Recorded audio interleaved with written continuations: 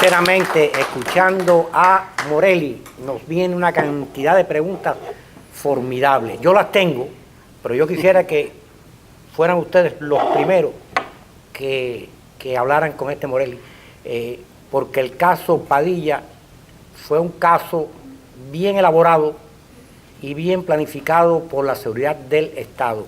Y Padilla fue un conejillo de Indias.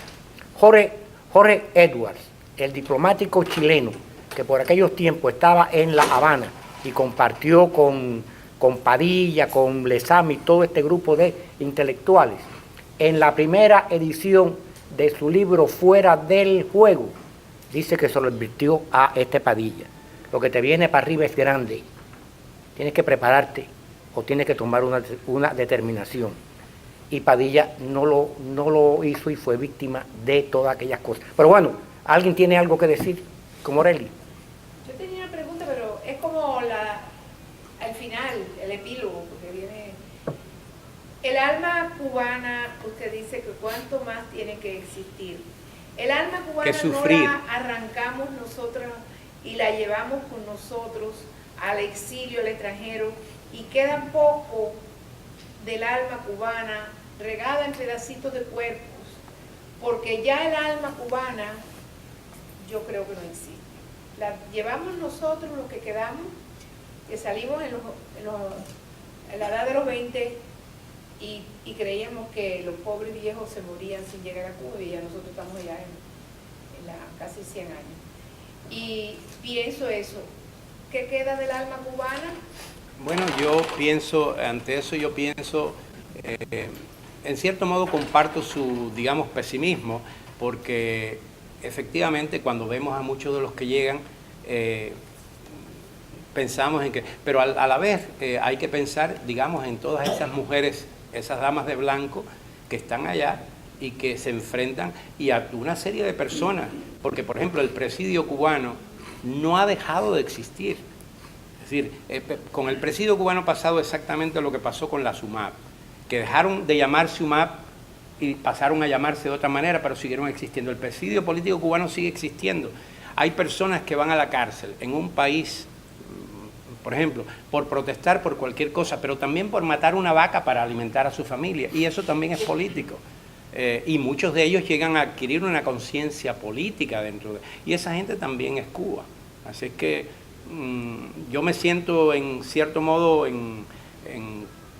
coincido con su pesimismo, pero por el otro lado veo que no es así, porque hay gente que realmente está dispuesta todavía a... Yo voy a hacer otra intervención.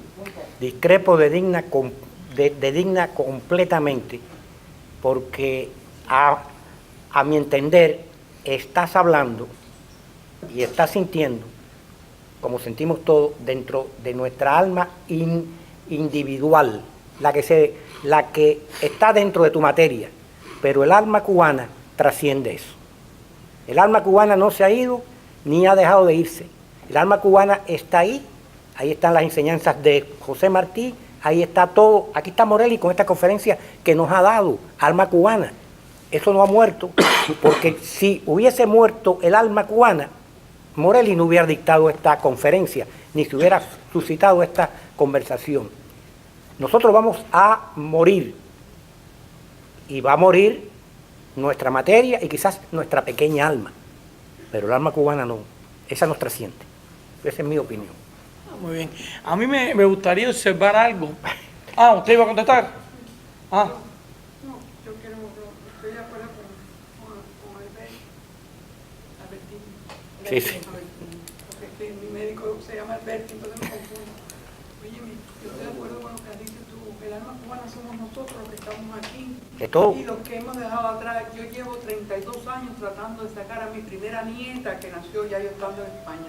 Y no he podido porque no le han dado la carta no sé cuánto en Cuba o el visado, y ya se ha casado, se ha divorciado, tiene 2 niños que son mis bisnietos que no conozco, ni a esa nieta de 30 y pico de años no la conozco, ni ella a mí, porque yo no he podido ir a Cuba, ni voy a ir, y menos después de trabajar también en Radio Martí durante varios años.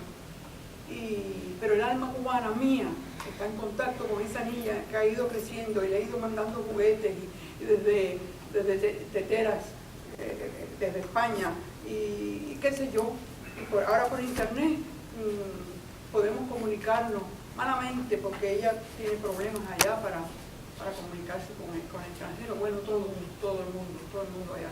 Sí. Y Luis quería algo. Sí, yo quería observar con respecto a algo que mencionó Morelli en su conferencia, que abordó muchos temas, y se me fue un poco la idea cuando comenzó toda esta cuestión del alma cubana, que coincido en sentido general con todos. Yo creo que si el alma nacional es el espíritu nacional y ese se mantiene fijo, es fiel a una identidad y a una cultura. Yo lo que quería mencionar sobre el caso Padilla, yo cuando fui a la presentación de este número conmemorativo que se hizo en Ediciones Universal, y viene la idea por lo que tú decías, Morelli, del encuentro que tú tuviste con Padilla allá en Filadelfia, en tu casa, donde Padilla te decía que había sido un ingenuo. Lo fue. Y que... Sí, pero enfurecido. Te lo dio enfurecido. Sí, enfurecido consigo mismo. Sí. Y aquí en la presentación que se hizo ahí en el pequeño salón del segundo piso de Edición Universal, que estaba completamente repleto de personas, yo vi a un Padilla a la defensiva 30 años después. Vi a Padilla acobardado y me sentí un poco triste, sí, porque al final me di cuenta que Berto Padilla no había logrado a lo largo de los años superar su propio caso. Porque Berto Padilla se mata a él mismo, y Jorge Edwards en ese mismo libro lo dice sin decirlo como yo lo voy a decir. Padilla estaba llamado a ser, si hubiera resistido un poquitico más, el Boris Pasternak cubano. Digo Boris Pasternak porque en aquellos momentos Solzhenitsyn aún no existía y otros intelectuales. Todavía estábamos atados a lo que Boris Pasternak le pasó con su famosa novela. Si Padilla, y eso lo supo Padilla después, hubiera resistido un poquitico más, le hubiera hecho un daño a el régimen fantástico, y esa es la culpa que cargaba Padilla. Porque Padilla era un cubano, y como buen cubano tenía ese orgullo y ese machismo de que si hubiera aguantado un poquitico más, que no es criticable. Yo creo, déjame añadir algo a lo que tú dices. Yo pienso, he meditado mucho en esto, ¿no?, a través de los años, y entre otras cosas he establecido paralelos con lo que conocemos por la historia de los mismos hechos o de hechos muy similares que ocurrieron en Checoslovaquia, en Rusia, en otros países. Yo creo que no solo Padilla, sino nosotros hemos estado en una desventaja que no han tenido ni siquiera los rusos, ni siquiera quizás en la época de Stalin, pero incluso después de superado es un eufemismo, por supuesto, ¿no? Después de que Stalin murió y bueno, necesitaron ellos arreglar algo para no seguir matándose entre sí y matar a otros. Cambiaron hasta cierto punto, si no cualitativamente, cuantitativamente, los aspectos de la represión, etc. Cuba no ha tenido ese respiro, porque además Cuba ha constituido, y cuando digo Cuba, aquí vuelvo a la cosa del alma cubana, no es nuestra Cuba, es el país, ha tenido la desgracia de constituir, especialmente después que Vietnam del Norte dejó de ser lo que fue por un momento, el único lugar, la izquierda no se identifica, a no ser que sean unos tontos ahí recalcitrantes, no se identifica con Corea del Norte, pero todavía se insiste, es decir, esa fascinación con Cuba todavía existe. Es decir, que nosotros sí hemos tenido, y yo creo que eso es importante que lo reconozcamos, hemos tenido a todo el mundo contra nosotros. A todo el mundo. Nosotros no hemos tenido prácticamente, no quiere decir que no haya habido personas e instituciones, etcétera, que a lo largo del tiempo no hayan hecho. No, por supuesto que ha habido esa, pero no ha sido, ha sido comparativamente, relativamente, ha sido poco. Nosotros hemos tenido que hacerle frente a nuestra situación con nosotros. Por ejemplo, yo recuerdo el caso de Elian González, que no es ajeno a esto que estamos discutiendo. El caso de Elian González fue un caso también similar, en cierto sentido, fabricado con la anuencia de la presidencia y muchas instituciones en este país para darnos una lección a los cubanos, simple y llanamente. Simple y llanamente. Yo tenía amigos americanos que me decían, no, eso no puede ser, a ese muchacho no lo van a devolver a Cuba. Y yo les dije, al momento, tenemos a todos. Cuando yo recuerdo una noticia que dio CNN, no me quiero apartar demasiado, pero esto me parece que es ilustrativo. Yo recuerdo una noticia que recogió CNN, donde había un grupo de personas protestando, una protesta contra los cubanos de Miami. Y en esa había afroamericanos y americanos blancos del sur con la bandera sureña. Y coincidían en ese rechazo visceral a los cubanos, a los cuales posiblemente no conocían ninguno de ellos. Pero es decir, que la maquinaria de fabricar calumnias de que hablaba Cabrera Infante ha sido no solo tan sistemática, sino tan eficaz, porque es una maquinaria que se nutre, sabemos, de lo peor del ser humano en cualquier parte. Es decir, proclama el bien y proclama esto y lo otro, pero en definitiva despersonaliza a las personas que se oponen. Nosotros somos... A mí hay gente que... Ahora estuve por Portugal, en Coimbra, hubo personas que me llamaron batistiano y fascista. Todavía. A esta altura. Menos mal que lo que pasó fue que hubo estudiantes, la gran mayoría, que se opusieron y los echaron. Y eran, la mayor parte de ellos eran latinoamericanos, brasileños, que se llaman lulistas y ¿cómo es? Paulistas y no sé qué, todas esas cosas. Entonces, yo creo que realmente en esto mi amigo Albertini y yo vamos a estar un poquito en desacuerdo. Yo creo que Padilla no podía aguantar, simplemente no podía. Además, el mismo Pasternak no aguantó, tuvo que renunciar a su premio. Y después han salido a relucir cosas que por años no se sabían, de todas las presiones que tuvo que aguantar y de cómo él... yo creo que simplemente Padilla no aguantó. Ahora, el otro extremo de eso es la cuenta que le pasó eso precisamente a Padilla. Porque Padilla sí quizás se vio a sí mismo en algún momento como una figura que iba con ciertos visos heroicos. Y realmente la realidad, ahí estamos hablando otra vez de esa disociación entre la apreciación de lo que es real y de lo que uno puede... Y la maquinaria totalitaria, señores, lo sabemos todo, y el que más ha vivido allí... Y lo provocaron desde el 68 a el 71, como decimos en buen cubano, le hicieron tremenda cama. Y le permitieron una serie de cosas, lo grababan constantemente.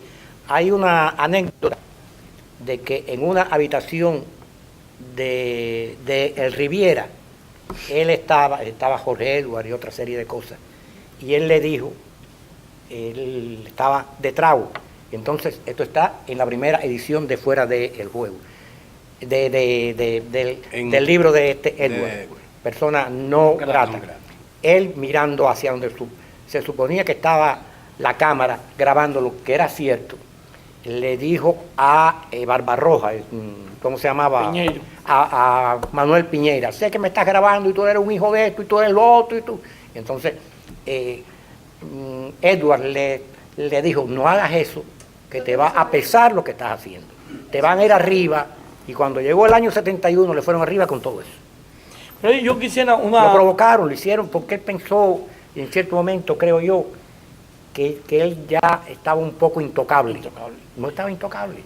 Está la historia esa de que él andaba estaba escribiendo una novela y andaba con la copia, y tenía copia aquí. Todos ellos no sabían dónde estaban los manuscritos, la copia, dónde estaba todo. Bueno, en su autobiografía él narra que salió y en el aeropuerto le entregaron una bolsa con el manuscrito. Eso. Lo trajinaron. Pero Bertini, déjame hacer una observación antes de darle paso también al público, que hace más preguntas.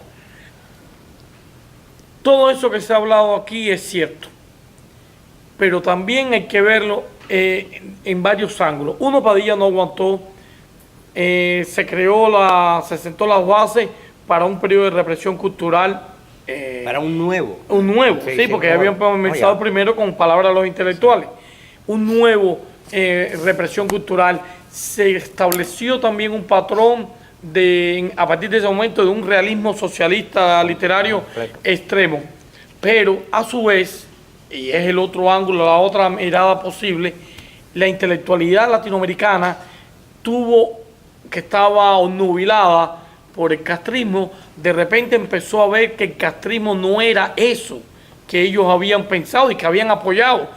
Pienso en Vargas Llosa, que fue uno de las personas, incluso el mismo Cortázar, aunque después... Carlos Franqui rompió.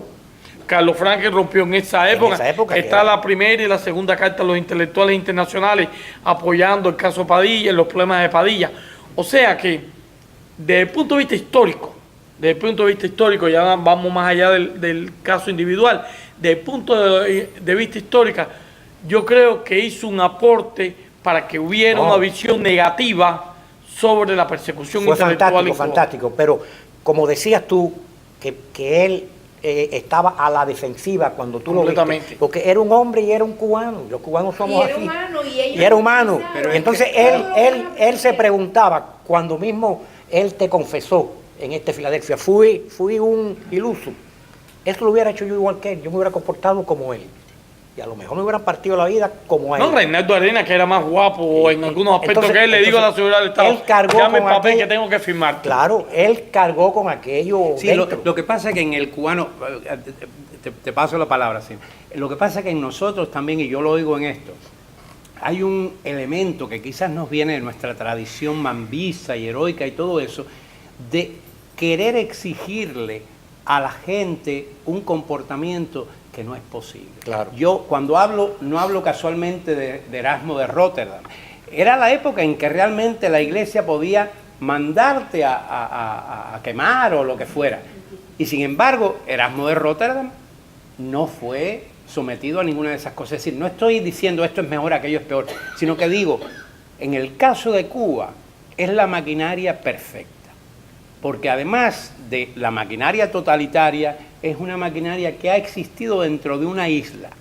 Una isla donde en Cuba hubo una guerra campesina de la cual mucha gente ni siquiera todavía sabe, porque Castro declaró que la guerra había terminado, creo que un año antes de que había terminado, cortó todo tipo de comunicación y los guerrilleros seguían ahí en las montañas, y nadie se enteraba de nada. Entonces, ¿No ven ustedes que él hizo un poco lo que Galileo Galilei? ¿Quién hizo, perdón? Padilla, claro. No, yo lo que estoy diciendo. Presente en la reunión en la cual él se retractó. Se retractó, sí. Claro. No. Pero la eso cuestión yo pienso que no es una vergüenza de Padilla, la vergüenza es del sistema que obligó a este hombre. Pero bueno, lo que yo me refería no era la razón que tú tienes, sino de que Padilla no se perdonó él mismo. No, él no se lo perdonó. Él no se lo perdonó, ese fue el problema. ¿Y por qué salió hoy en la prensa que un senador norteamericano 2 veces ha tenido cita con el jefe de Estado cubano y que dice va a terminar las relaciones magníficas relaciones con los Estados Unidos? Este caso de Padilla, bueno, esos son los aliados. ¿Verdad? Dice que se va a terminar el Sí, pero eso no es el tema. ¿Cómo? no sé, pero no creo. De todas maneras, hay que ver. A veces se dicen cosas que después no resultan. No, que a veces se dicen cosas que después no resultan. Pero Virgilio todo es Piñera, posible. Con tu empezó. Además que sin Lo adivinó todo. Porque son 100 senadores. Y de los 100 va a Cuba 2 veces con el jefe de Estado cubano. Y dice él que va a resolver el problema eso. Bueno, vamos a ver qué pasa. Estaremos de... Sí. Abreu quería decir algo, Abreu. José, Que aquí hay mucha gente en este país que simpatiza con el régimen cubano y de eso lo tenemos que entender, porque eso lo estamos viendo constantemente. Yo que he estado en México tantos años, que todos esos mexicanos simpatizan con el régimen de Cuba, y que Fidel Castro fue a México precisamente. Yo solo decía hoy a Ángel, si él fue a México, México intervino Haciendas, esa fue la Revolución Mexicana, y Fidel Castro hizo exactamente igual. Claro. Intervino todo, le quitó a todo el mundo todo. Porque la mentalidad totalitaria se alimenta, entre otras cosas, de ese populismo, que puede ser tanto de derecha como de izquierda. Cuidado, porque ahora viene otro, más comunista todavía. Ya. Lamento. Sí, José, ¿tú querías? Sí, yo quería apuntar que independientemente de la retractación de Padilla, que hace 50 años ya de fuera de juego, dentro de unos años pocas personas recordarán eso. Lo importante para mí es que el libro Fuera de Juego sigue manteniendo una vigencia extraordinaria. No, eso marcó una época. Esos poemas de Fuera de Juego tienen una vigencia tremenda. Recuerden que fue el libro posterior a El Justo Tiempo Humano, que hasta el título ya indicaba que El Justo Tiempo Humano era el tiempo de la revolución. Sí. A pesar de que ese libro tenía poemas como Dones, que es un poema clásico ya prácticamente de la literatura cubana. Fuera de Juego es un libro extraordinario, como si fuera poco, que fue publicado en el 68 y vino todo el escándalo hasta el 71 por la detención de él, pero la detención de él ocurre después de una reunión en la UNEAC, a la cual yo asistí pero no me dejaron entrar, donde él leyó un nuevo libro de poemas. Provocaciones. Que se llamaba Provocaciones, que era peor. Peor, sí. Yo tengo. Ahí fue donde no aguantaron más, lo detuvieron y lo tiraron para Villamarista con la mujer. Sí. Y empezaron a presionarlo allí. Es bueno que hayas recordado eso porque efectivamente, verdad que pasó así. además el título es no puede ser más provocaciones y realmente el libro los pone. Sí. Eso Y hasta el título. Claro. Pero yo creo que es importante que no perdamos la perspectiva de que, primero, el hombre, el poeta que escribió esos poemas, era un ser humano. Claro. Claro. Es decir, vulnerable ante una maquinaria, porque a veces yo siento y he sentido en muchas ocasiones que aunque que no comprendemos o no nos resignamos a que no haya sido un héroe. Y yo creo que cuando veamos eso, debemos decir, pero es que no podía ser un héroe. No podemos exigirle a alguien que sea un héroe. Ha habido otros, ha habido héroes. No es héroe. ¿Eh? Él no es héroe. No, exactamente, pero no podemos pedirle que lo sea. ¿Por qué? Era un ser humano. Ha habido otros que sí, ha habido otros que sí lo han sido. Es decir, pero bueno, yo creo que debemos poner el énfasis justamente en eso, en el significado, en la valentía que evidentemente tuvo, aunque después ya le hayan faltado, le hayan No, flaqueado pero las piernas. esto es lo de menos, porque eso es normal. Pero yo lo que me refería era a que la pena que a mí me da es que él no se perdonó. Ah, no, por supuesto. No, Porque no bueno, Él no se perdonó nunca. porque Él no superó su propio caso. No. bueno, claro. Esa es la pena que a mí me da. Hay un ejemplo.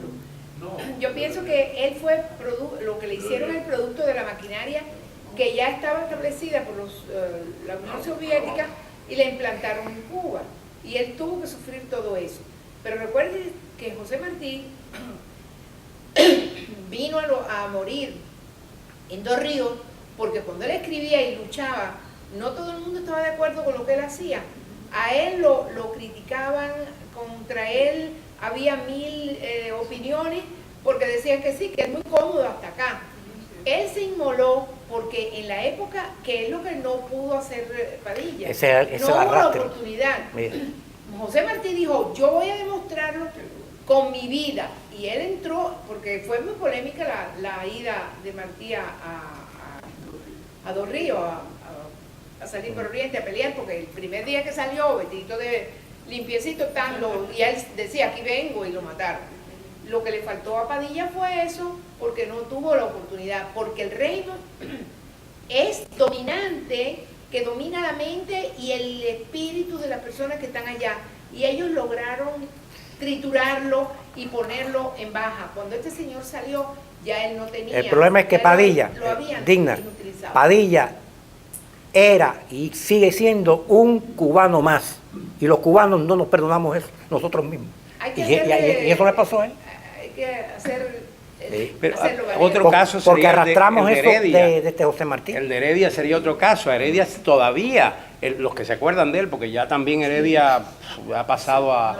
yo recuerdo en una conferencia en Cuba que alguien le reclamó no haber mencionado a Heredia al conferenciante y dijo, ese no fue ni siquiera consecuente con su clase y su momento. No, Así, no, sí, no, así que, bueno, pero Era un José María señor, Heredia. pero Heredia, el propio Domingo del Monte, yo he visto esas cartas y esos documentos, Domingo del Monte le reprochó, lo llamó el ángel caído. ¿Por qué? Porque aceptó, en primer lugar, es verdad que Heredia no fue un revolucionario, eso es verdad. Heredia era un romántico y de palabras se envolvió en una conspiración, pero él no tenía realmente ningún papel en esa conspiración. Al final lo denuncian, se tiene que esconder en Matanza, en la finca de este amigo suyo, y tiene que irse de Cuba al cabo del tiempo. Y entonces se fue a México. En México, ¿qué vio? El horror de la revolución triunfante en México, de los revolucionarios. Tuvo que defender con mucho valor a los españoles que querían, a muchos de ellos los querían echar y todo eso, y él se atrevió a defender a esos españoles, ¿verdad? Entonces, cuando se casó allí con una mexicana, tuvo sus hijos, y luego ya estaba muy enfermo, y su madre le pedía incesantemente, madre típica cubana, le pedía, por favor, ven a verme, esto y lo otro, desconociendo, por supuesto, todo lo demás, ¿no? El intríngulis de cómo se podía. Y al final él le escribió una carta al gobernador, al capitán general, y el capitán general vio, servida así en bandeja de plata, la oportunidad de demostrarle a los cubanos que mira, esta figura de ustedes, mira, viene aquí. Y claro, en ese momento, Domingo del Monte lo llamó el ángel caído. Bueno, luego Domingo del Monte también se tuvo que ir a España y le pasó algo parecido. Pero mientras a él no le pasó eso, y el dominio colonial de España palidece en sus horrores, que serían, por ejemplo, de ciertos gobernantes como, ¿cómo se llama? El que hizo las concentraciones. Weyler. Valeriano Weyler. Palidece en comparación con lo que se ha hecho en Cuba de 1959 y lo que se sigue haciendo ahora. Y eso es algo que los mismos cubanos a veces no tenemos, perdemos la perspectiva, que son dos cosas. Es decir, la gente es la misma, tenemos todo ese romanticismo, Mambí y todo eso, pero ya no encajamos porque esa maquinaria es otra. Nosotros no funcionamos porque tenemos todos estos sentimientos y la familia y todo, pero somos anacrónicos, los de aquí y los de allá, dentro de esa maquinaria. ¿Cuál es el propósito de esa maquinaria declarado? Formar el hombre y la mujer nuevos. Es decir, Es una birria. realmente, entonces, Creo que bueno, esto es tema, esta es la primera conferencia de una serie que vamos a ofrecer, que todavía no tenemos organizada en todos sus aspectos, pero sí sabemos que vamos a abordar el tema porque da para mucho, como en este caso de Morelli, que nos ha preparado el camino para cuando se acerque más la fecha, otros eventos que vamos a hacer, y retomaremos el tema, porque el tema de la literatura cubana es vigente y el tema de la persecución intelectual se mantiene en la actualidad con Santiesteban, cualquier otro que continuamente están encarcelados. Orlando, Yo creo que no debemos perder otra perspectiva. Tú has dicho el tema de la literatura cubana. Hasta ahora no hemos tocado la literatura, hemos tocado la política. Es decir, que hay ese otro aspecto, ¿verdad? Porque Padilla es un gran poeta y hemos hablado de un gran político, era un gran presidiario, era un gran guerrero. No, estamos hablando que es un poeta. Bueno, eso dije yo. Iba a parar contigo, José. Precisamente lo que dijo él, que el libro, los valores, ese aspecto que hay que considerar, ¿verdad? Es que parte de este ciclo de cosas vamos a hacer una lectura de su poema también. Esto es totalmente importante lo que hemos hablado. Pero no podemos perder la perspectiva. Sí, señor, vamos a de hablar que de la era historia un de hombre nosotros. poeta. Pero no podemos perder la perspectiva de que lo que estamos haciendo es conmemorando un libro en particular de Padilla, que es un libro, independientemente de sus valores poéticos, que debemos resaltar, es un libro eminentemente político. Sí, que tuvo una connotación política y la conferencia de Morelli giró en torno a eso. Sí, los valores literarios, pero tuvo una connotación política fantástica. he dicho que hay que resaltar también los De acuerdo, datos. de acuerdo, claro. Yo invitaría... No se puede hablar en un acto como este que está organizado por el PEN, son exiliados cubanos. Políticos, no queda más remedio que mezclar la política. No, es que la política la mezclaron los que no debían con la literatura y la cogieron, como decimos en buen cubano, para el trajín. La literatura cubana, los castristas la cogieron para el trajín y la siguen cogiendo. Yo pienso como los griegos que la literatura también es política. Todo lo que tiene que ver con la vida, todo, exactamente. Entonces Criar una familia, un acto... Claro. Entonces, yo lo que quisiera es sugerir, Ángel, yo te voy a dejar hablar no, todo lo que él quiera.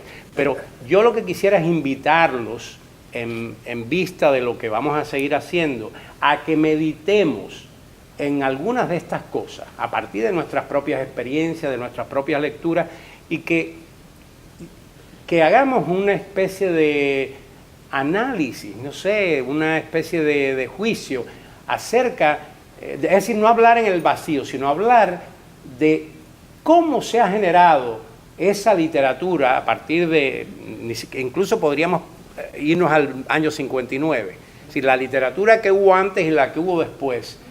Y yo creo que sería de mucha utilidad si reflexionáramos acerca de eso para comparar, ¿no? Y entonces yo creo que incluso tendríamos una visión mucho más justa y más clara de la actuación política y literaria de un hombre como Padilla.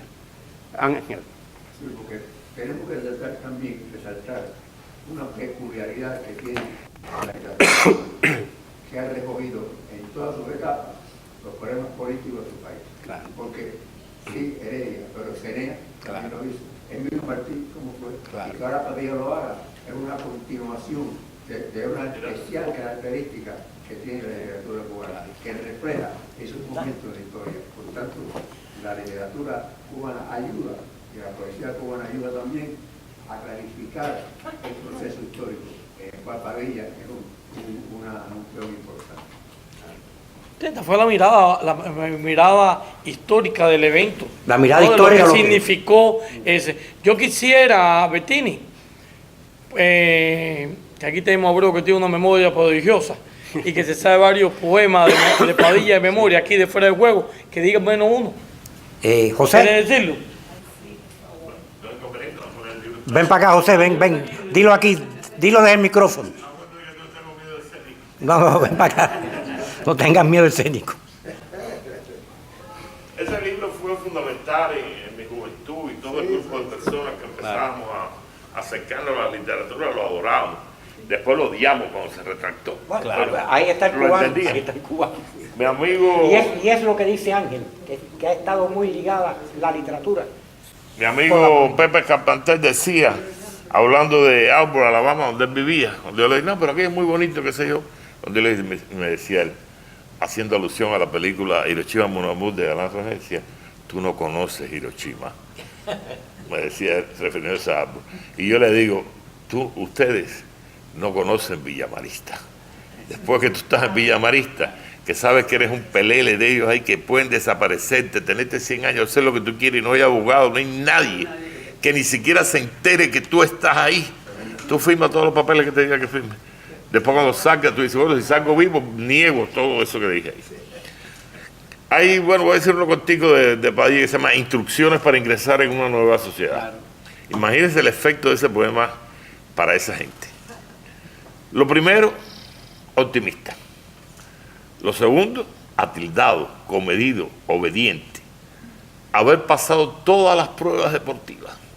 Y después, andar como lo hace cada miembro. Un paso al frente y 2 o 3 atrás, pero siempre aplaudiendo. Eso se llama Instrucciones para ingresar en una nueva sociedad. Y él decía que no era un poeta del porvenir. Y escribió un poema así que se llamaba, dice, no fue un poeta del porvenir. Dirán un día, él no tuvo visiones que puedan añadirse a la posteridad. No poseyó el talento de un profeta. No encontró esfinges que interrogar, ni hechiceras que leyeran en la mano de su muchacha el terror con que oía las noticias y los partes de guerra. Definitivamente, Él no fue un poeta del porvenir. Habló mucho de los tiempos difíciles y analizó las ruinas, pero no fue capaz de apuntalarlas. Siempre anduvo con cenizas en los hombros. No fue la primera ni la última figura de un cuadribio. Octavio Paz ya nunca se ocupará de él. No será ni siquiera un ejemplo en los ensayos de Retamar, ni Alomar, ni Rodríguez Rivera, ni Huichi el Pelirrojo se ocuparán de él. La estilística tampoco se ocupará de él. No hubo nada extralógico en su lengua. Envejeció de claridad. Fue más directo que un objeto. Muchas gracias.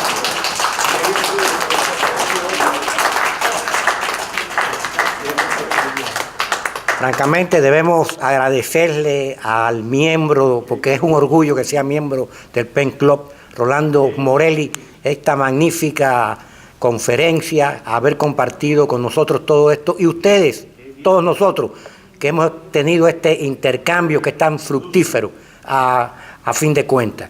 Así que este es el inicio, como lo anunció Luis de la Paz, de una serie de eventos, de encuentros, de conferencias que vamos a tener en torno a afuera del juego y al caso Padilla.